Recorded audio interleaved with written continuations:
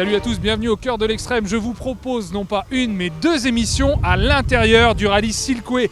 Vous allez avec moi suivre les coulisses de ce rallye qui part d'ici à Moscou, vous l'aurez deviné avec les décors qui sont derrière moi, jusqu'à la ville chinoise de Xi'an en passant par le Kazakhstan. Alors je vous promets de vous faire découvrir l'intérieur, d'aller voir les voitures, les pilotes, les pieds dans le sable, le désert de Gobi, bref, de voir tout ça après le générique.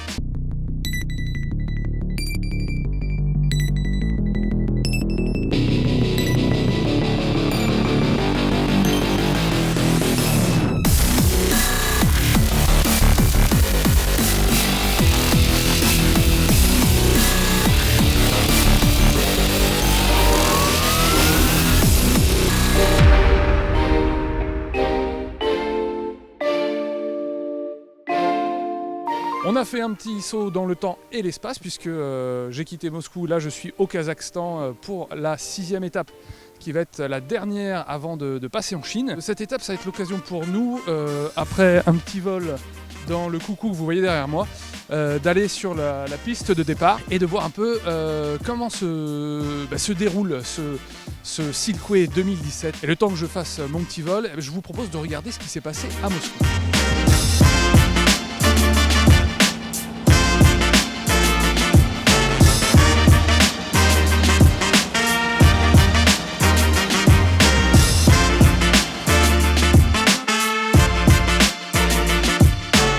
Où les camions, les voitures viennent passer les tests aux vérifications, ce qui permet d'être homologué et de pouvoir avoir le feu vert pour participer au rallye. Donc il y a des officiels ici qui vont vérifier les cahiers des charges qui sont imposés par la Fédération internationale des sports auto et l'organisation. Oui, en fait, on plombe les boulons qui tiennent les limiteurs de débattement parce qu'ils ont des cotes à respecter. Et donc c'est plombé de façon à ce qu'ils ne puissent pas changer les brides. Il y a toutes les suspensions, il y a de 3 à 5 plombages par amortisseur, le turbo, le bloc moteur et le châssis. Ici, on vérifie la conformité des équipements des pilotes. Combinaison, casque, cagoule, gants, sous-vêtements. Depuis la cagoule jusqu'à la pointe des pieds, on a des sous-vêtements ignifugés.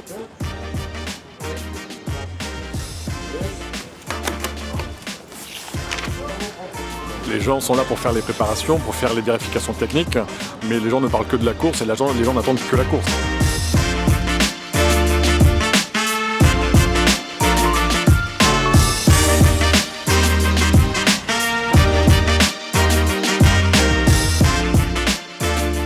Cette deuxième année, elle est très importante parce que c'est aussi la confirmation pour nous organisateurs de livrer une super course pour les pilotes, les copilotes. Donc on a renouvelé le parcours à peu près aux 2/3, donc il y a plein de nouveautés. On va partir de Moscou. Chez Boksary et jusqu'à Ufa. On peut dire que c'est de la mise en jambe.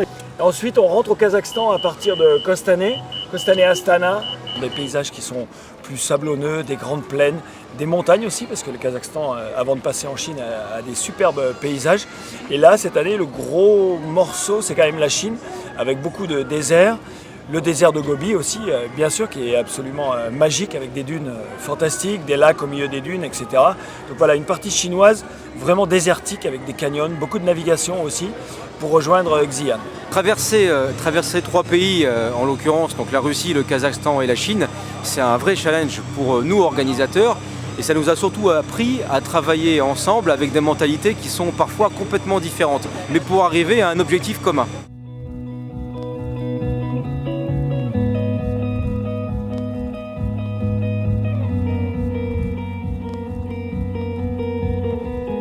Un des favoris, un équipage de favoris parmi d'autres, mais la connaissance du rallye raid est primordiale sur des courses longues et difficiles comme celle-ci. Bon, ça va être une course de toute façon qui va être ouverte, très ouverte, et surtout on a un souvenir l'année dernière d'une course très variée, très intéressante au niveau des difficultés entre la Russie, le Kazakhstan et la Chine. C'est vraiment très différent comme terrain. Et hyper intéressant, donc je pense que ça va être la même chose cette année.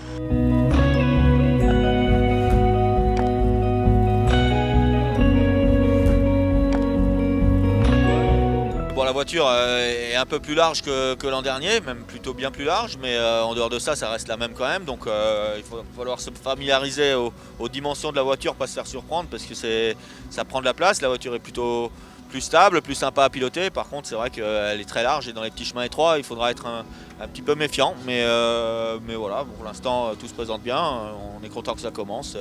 On verra demain dans la première spéciale comment ça va.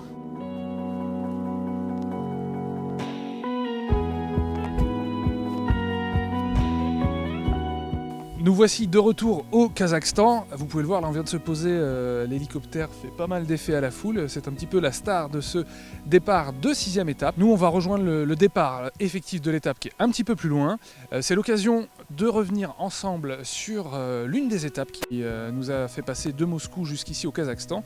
Donc c'est en Russie, vous allez le voir de l'intérieur un peu ce que ça donne. Et puis on va assister ensemble au sauvetage d'un camion qui était un petit peu sorti de la piste. Vous allez voir, c'est très impressionnant.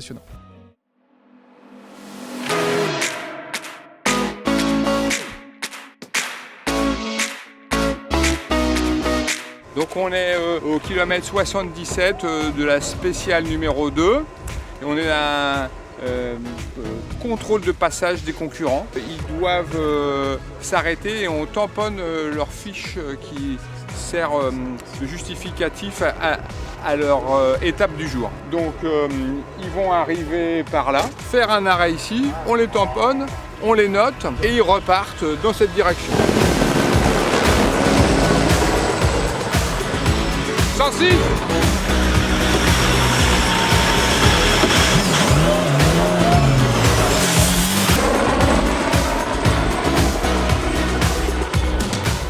First competitors, they will arrive from here and after 100 meters. C'est une obligation de parler 25 langues pour mettre des tampons sur un CP, j'ai l'impression.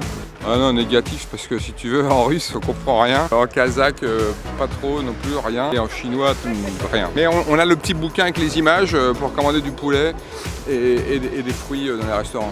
C'est vrai? Ouais, c'est vrai. Tu peux me montrer ça? Ouais.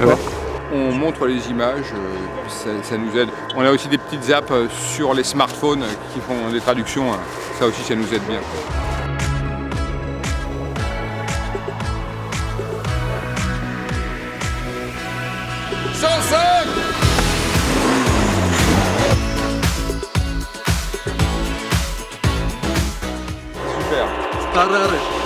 Ah, ça va? Ça fait plaisir, super! Hello, how are you? L'année dernière, nous avions dormi chez ces gentlemen. En fait, on est arrivé, il pleuvait la nuit et dans un petit village à côté et finalement, ils nous avaient reçus à dormir. On n'est pas juste dans une bulle entre compétiteurs champions, non, c'est très branché sur le territoire. À 11h, they will arrive from here.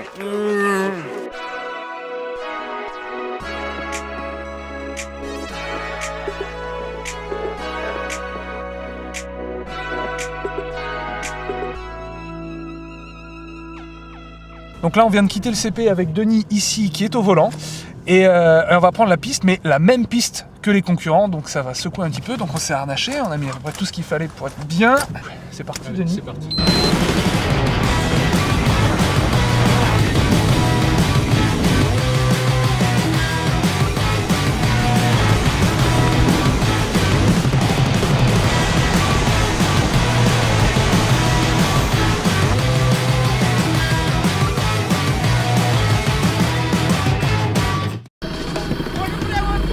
Et Nelly tout droit, mais on est perdu.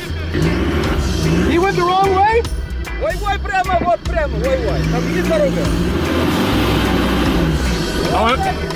Alors là, il y a un Russe qui nous a dit d'aller dans une direction. Et en même temps, il avait le sourire aux lèvres. Donc à mon avis, il nous a peut-être fait une blague. Denis se plaint parce que je suis un mauvais copilote. Oui? Et alors?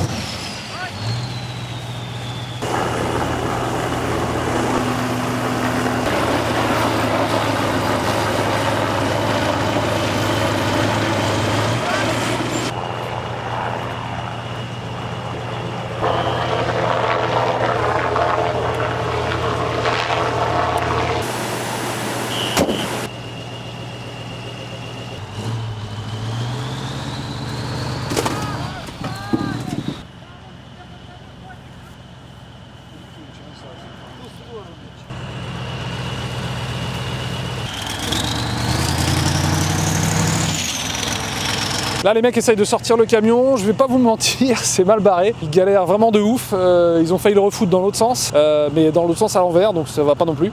Donc c'est mal barré, je sais pas ce que ça va donner.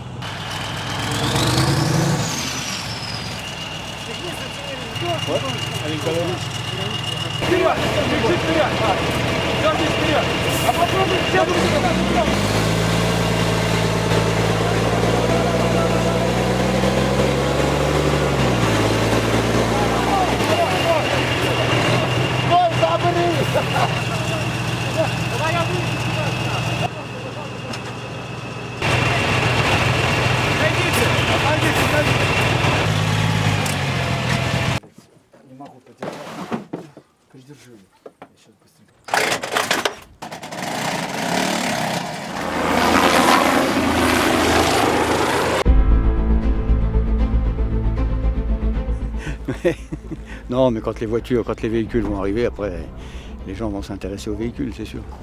C'est sympa justement d'avoir les locaux comme ça qui viennent à la rencontre. Ah, bien sûr, oui. Ce qui est assez rare d'ailleurs sur les rallyes africains, où on est souvent au désert, donc on voit personne. Donc là, c'est sympathique de voir un peu du monde comme ça, bien sûr. Ouais. On va mettre en place le poste, avec les différents drapeaux, les différents points de contrôle. Et puis après, on attend les premiers concurrents. On est en train de brancher les fils pour alimenter d'un côté l'ordinateur, de l'autre côté l'horloge. Et comme on est un petit peu court en longueur, on est obligé de s'adapter.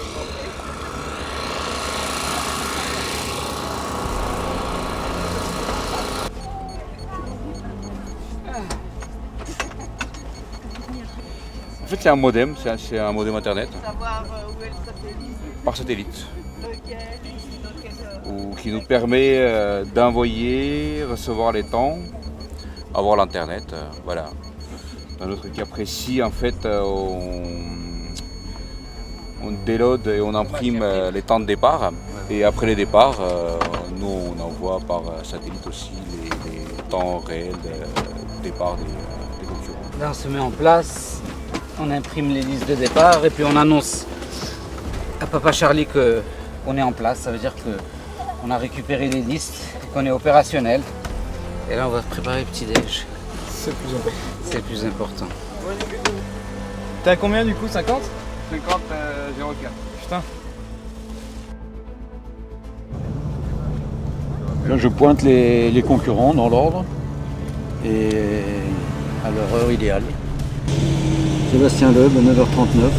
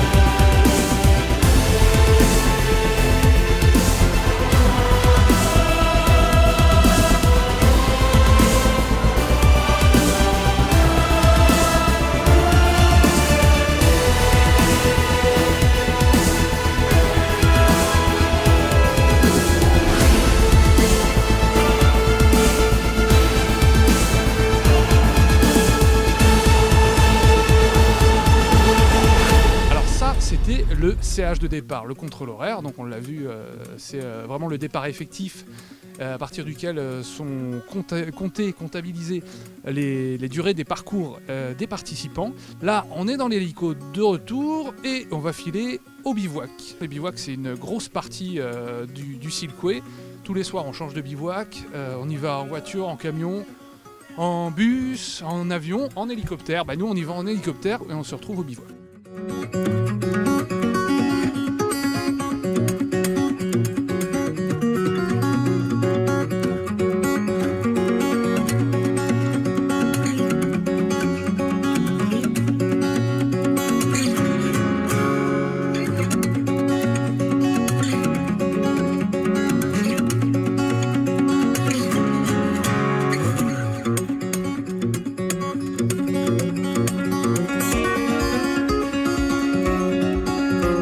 ça y est, on est arrivé sur le bivouac. Je vais vous montrer un peu tout ça. Donc le bivouac sur le Silkway, c'est généralement un tarmac d'aéroport un peu éloigné de la ville. Évidemment, ça rend tout beaucoup plus pratique puisque on arrive ici en avion, on arrive en hélicoptère.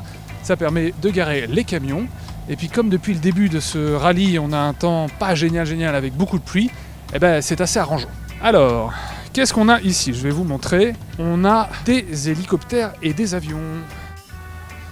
Donc au cœur de ce bivouac, on a même une boutique de souvenirs. On a un bar, parce que quand même. Ici, on a un restaurant qui permet quand même de nourrir les 2000, à peu près 2000 personnes qui sont sur le rallye. Les tentes rouges que vous voyez au fond, ce sont les douches. Alors évidemment, on va pas aller y foutre de caméra. Ici, on a la tente presse dans laquelle travaillent tous les journalistes. On reviendra dessus la semaine prochaine quand nous serons en Chine. Donc ça, c'est la tente presse. Voilà, on a différentes tentes qui sont installées pour le marketing, tout ce qui va être sur l'hôtellerie, puisqu'une partie des gens ici sont à l'hôtel et une autre partie dort ici. Là, on a une tente qui concerne les compétiteurs. Ici, on a l'antenne qui permet de transmettre par satellite plein de choses. Et ce gros camion noir, c'est le PC Course. Donc voilà, tu as deux camions différents, mais ça fonctionne de la même façon. Tu as une partie qui est, on va dire, l'assistance à la gestion de la course. Donc il y a une personne pour la logistique des balais, des véhicules d'organisation russes, qui est Alexei à côté de toi. Tu as 2 traducteurs, ça qui sont en permanence avec nous, russe, anglais, français, chinois. Alain, un officiel, qui représente la direction de course. Voilà, donc c'est lui qui nous aiguille et nous oriente sur tous les points de règlement spécifiques qu'on ne connaît pas forcément par cœur et donc les décisions sportives qui pourraient s'imposer en relation avec la direction de course. Ça peut être une annulation spéciale, ça peut être interrompre la course à un CP, décaler le départ, enfin toutes ces choses-là. Et après on a un mapman, une personne qui a fait le parcours, les reconnaissances, et qui est là pour nous aider, c'est surtout les véhicules d'organisation, quand il faut faire des coupes, quand il faut aider à sortir des concurrents, trouver les meilleurs chemins pour optimiser tout ça. Et éviter de perdre des véhicules dans des chemins compliqués ou les faire des détours qui n'en finissent plus. Et là, cette année, c'est Stéphane. Alors voilà, dans notre petit tour du bivouac, on se retrouve avec Stéphane Lebaille qui est le traceur, c'est ça? Donc traceur, c'est lui qui crée les pistes. Alors Stéphane, simplement, comment tu pars d'une page blanche et comment tu bosses pour ça?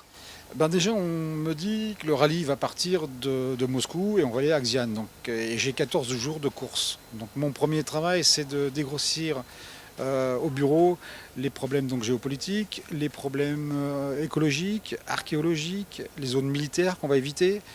Donc on travaille avec les autorités locales. Et moi, une fois que j'ai réglé un peu tous ces problèmes, je vais commencer à parler de sportifs. Je vais augmenter progressivement la dureté du rallye. On va partir sur des petites étapes pour que les gens commencent à se mettre en jambes. Et puis on va monter en difficulté progressivement. Une chose importante aussi pour moi, c'est faire rêver les gens avant tout. 80% des gens viennent ici pour voyager, faire rêver. Donc si moi je rêve pas quand je fais mes reconnaissances, déjà je rêve à travers mon écran quand je cherche mes pistes. Si je rêve pas, je vais pas les faire rêver. Donc j'essaie de trouver du beau. Et puis de la variété sur ce rallye, pour moi, c'est un des plus beaux rallyes du monde, on n'a pas peur de le dire. On retrouve tout, des pistes rapides, de la terre, du sable, des dunes, du franchissement, du caillou, de la montagne, des passages à gué. Les gens vont voir un panel de tout ce qu'on peut trouver en rallye raid. Donc ça, c'est une des premières choses. Et après, quand je vais écrire mon roadbook, la principale chose pour moi, c'est la sécurité des pilotes et des copilotes. Et là, c'est là où mon job le plus difficile, c'est quand on va écrire le roadbook.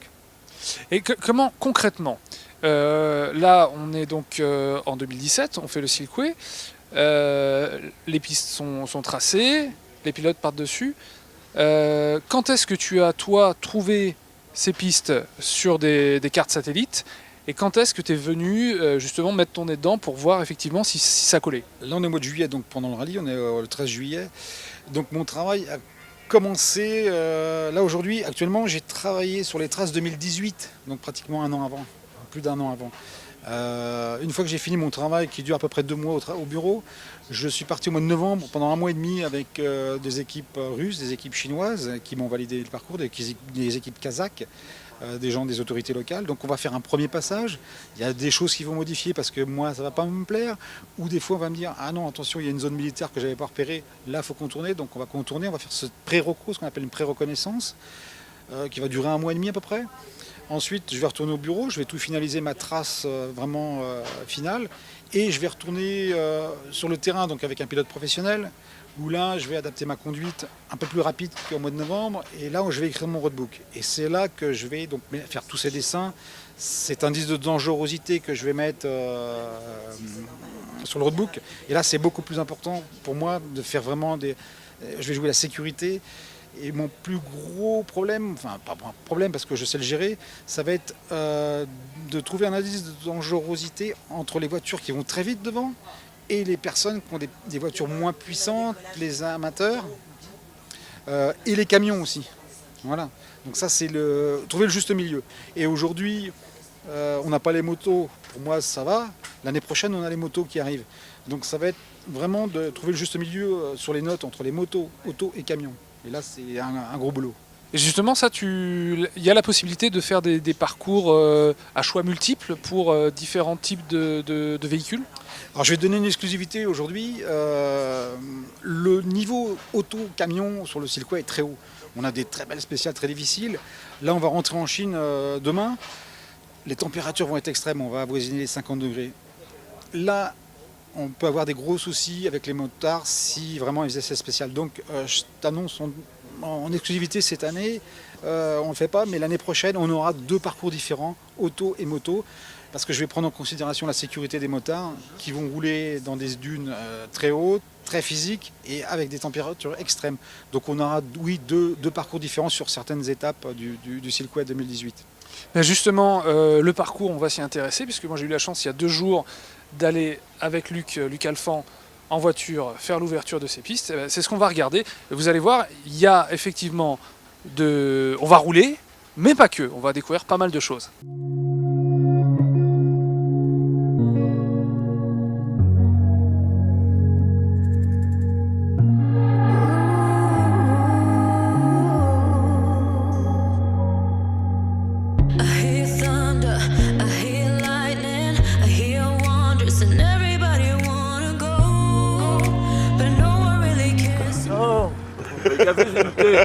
Ah, tu dis non, tu dis non, mais je crois que c'est le fait. Je n'ai même pas à chercher. Soc.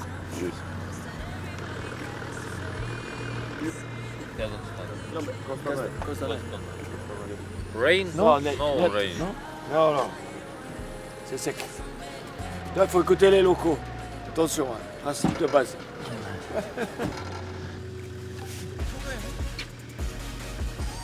On va y aller, Bernard, quand même. Спасибо. Ok. Alors il est ici tôt, parce qu'il est 6h30. En fait, on doit ouvrir la piste pour les premiers coureurs pour voir si c'est franchissable ou pas franchissable. Hier, on a eu la même chose aussi. On était un peu en panne de filtre à gasoil, mais les locaux, ils sont adorables. Adorables. Et ils essayent toujours à chaque fois de vous aider et tout. Donc ça, il y a une hospitalité. Quand tu es à 0 là-bas, il y a un défaut de 200 mètres. Vrai. Non, parce que 200 mètres, le départ n'est pas là. Le départ est au poteau.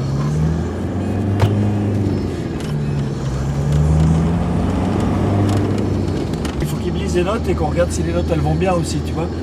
2 km d'un G2 cuvette. On roule, c'est une caisse de série. Et déjà, toi, tu vas avoir au bout de 100 bornes. Tu m'étonnes. Ça va être le temps d'arriver. Cuvette d'un G2. Cuvette dans G2. Et comme axe moyen, droit. Comme axe moyen, c'est tout droit. T'as que ça, toi, de toute façon.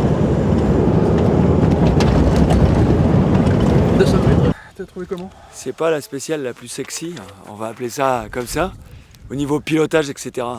Mais quand on doit aller de Moscou à Xi'an, il y a forcément, et ça c'est une des trucs du rallye raid, il y a des longueurs, quoi, ce qu'on appelle. Et là, aujourd'hui, c'en est une belle spéciale de longueur, là.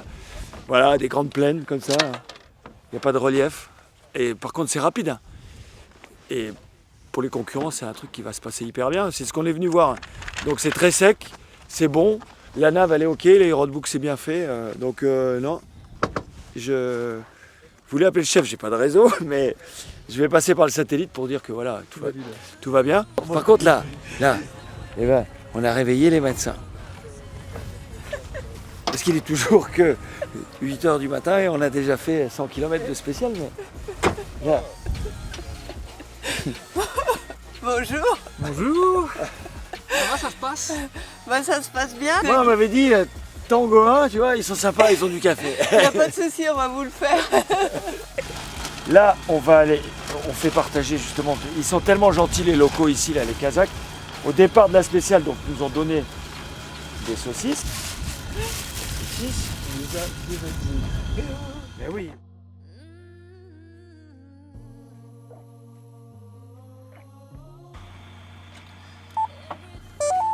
On est arrivé donc CP1, kilomètre 80 quelque chose, là 85 et tout va bien. C'est très sec, rapide, aucun problème.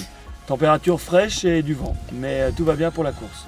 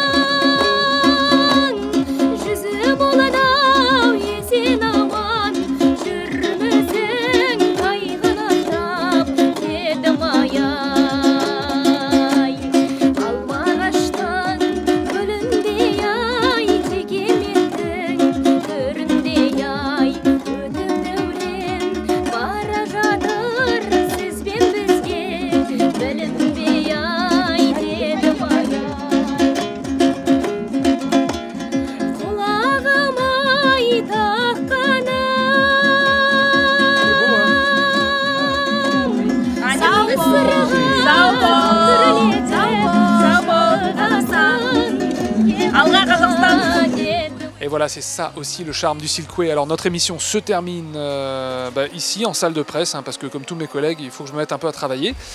Par contre, la semaine prochaine, on sera toujours au Silkway, mais cette fois-ci on sera en Chine. Et notamment, on va traverser le désert de Gobi, ce qui nous promet de très très belles images, je pense. On va se concentrer beaucoup plus pendant cette émission sur les pilotes, sur les équipes, sur les mécaniciens aussi, il y en a à quelques dizaines de mètres d'ici, qui sont en train de travailler toute la nuit afin de réparer ou de préparer les voitures pour les spéciales du lendemain.